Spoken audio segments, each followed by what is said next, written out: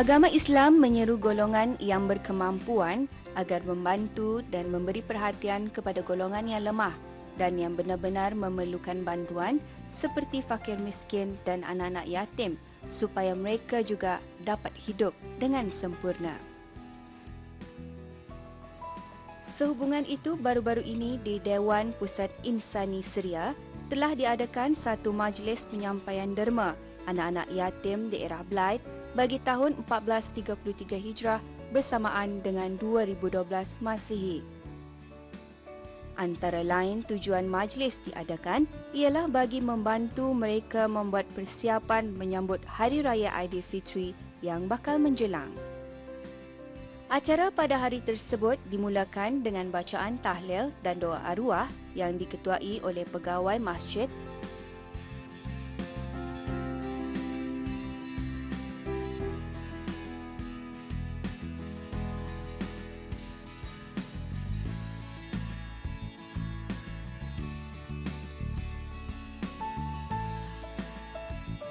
Dan seterusnya penyampaian derma kepada anak-anak yatim telah disampaikan oleh tetamu kehormat majlis iaitu Pegawai Daerah Blaid Awang Haji Haris bin Othman.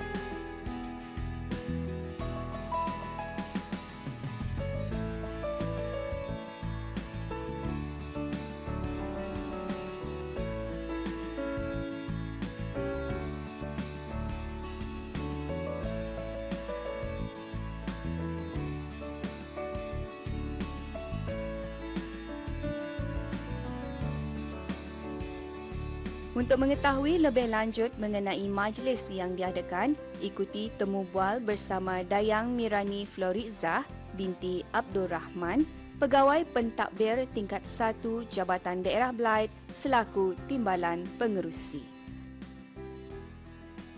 Baiklah, selaku Timbalan Pengerusi bagi acara yang diadakan pada hari ini, mungkin Dayang boleh jelaskan serba sedikit mengenai acara yang diadakan. Okey, sebagai membantu persiapan anak-anak yatim menyambut Hari Raya Aidilfitri yang akan menjelang tidak lama lagi, Ahli Jawatankuasa Lembaga Tabung Amal Anak Yatim Daerah Blaid menganjurkan majlis penyampaian derma anak-anak yatim daerah Blaid tahun 1433 Hijrah bersamaan 2012 Masihi yang diadakan di Pusat Insani Syria.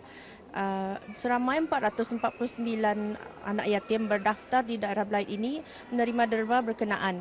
Derma-derma tersebut adalah sumbangan daripada Jawatankuasa Kebangsaan Tabung Anak-anak Yatim yang menyumbangkan sebanyak RM100 seorang, Bank Islam Brunei Darussalam menyumbangkan RM50 seorang dan Jawatankuasa Tabung Amal dan Tabung Derma Anak-anak Yatim Daerah Blaid menyumbangkan RM100 seorang.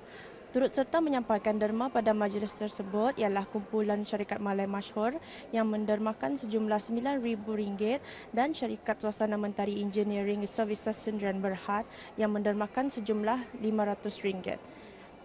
Tetamu kehormat pada majlis ini ialah Haji Haris bin Othman, Pegawai Daerah Blaid.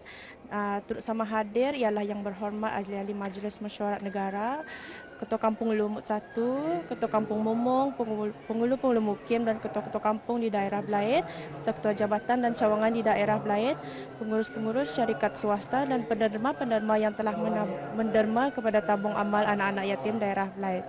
Dengan adanya majlis ini dapatlah membantu meringankan beban anak-anak yatim dalam membuat persiapan Hari Raya Aidilfitri yang akan menjelang tidak lama lagi dan juga dapatlah juga membantu menghilangkan kesedihan mereka apabila menjelangnya saja Hari Raya Aidilfitri nanti.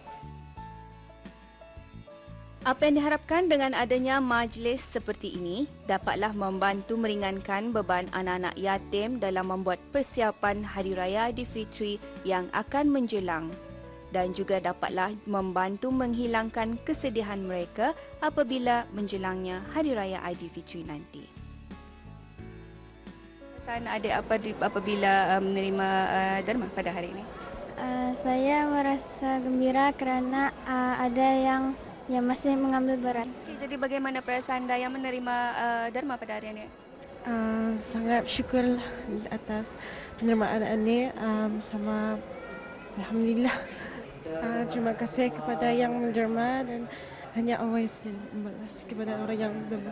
Terima kasih. Alhamdulillah Rabbil Alamin. Saya berterima kasih kepada penderma-penderma yang sudi menderma kepada anak saya ini. Ya, saya ucapkan terima kasihlah kerana sudi menderma. Alhamdulillah setakat ini, alhamdulillah insyaallah akan diusahakan untuk membuat raya juga tahun ini juga. Anak yatim adalah kanak-kanak di bawah umur yang tidak dapat serta tidak mengurus harta mereka sendiri. Oleh itu, penjaga atau wali mereka adalah bertanggungjawab sepenuhnya atas keselamatan harta anak-anak itu sehingga mereka balik dan dapat mengurus hartanya sendiri.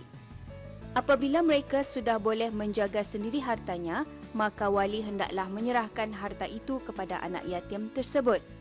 Terdapat beberapa cara menjaga harta anak yatim, iaitu pertama, tidak boleh memakan harta anak yatim kecuali kerana sangat terpaksa dan hendaklah dengan cara yang sebaik-baiknya. Kedua, harta tersebut boleh membawa kepada keuntungan. Dan ketiga, harta anak yatim itu hendaklah dijaga oleh orang-orang yang dipercayai. Pada hakikatnya, penjaga harta anak yatim adalah pemegang amanah yang diharap dapat menjaga dengan penuh tanggungjawab tanpa sebarang penyelewengan sehinggalah harta tersebut diserahkan balik kepada anak yatim berkenaan. Bagaimanapun, jika harta itu dilaburkan kemudian diserahkan kembali kepada anak yatim itu dengan modal dan keuntungannya sekali, maka itu adalah lebih baik lagi. Oleh yang demikian, penjaga atau wali hendaklah mempunyai sifat jujur dan amanah dalam mengurus harta anak-anak yatim yang telah diamanahkan kepada mereka. Ketahuilah bahawa orang yang berlaku zalim kepada anak yatim adalah dikira sebagai orang yang mendustakan agama Allah Subhanahu Wa Taala, berfirman dalam surah Al-Ma'un ayat 1 hingga 2 tafsirnya. Tahukah engkau akan orang yang mendustakan agama, yakni meliputi hari pembalasan? Orang itu ialah yang menindas serta berlaku zalim kepada anak yatim. Ayat tadi mengandungi ancaman kepada orang-orang yang bertanggungjawab memelihara dan menjaga anak yatim supaya menjauhi daripada segala bentuk penindasan seperti melakukan penyelewengan dalam mengurus harta anak yatim. Surah An-Nisa ayat 10 tafsirnya. Sesungguhnya orang-orang yang memakan harta anak-anak yatim secara zalim, sebenarnya mereka itu hanyalah menelan api ke dalam perut mereka dan mereka pula akan masuk ke dalam neraka yang menyala-nyala.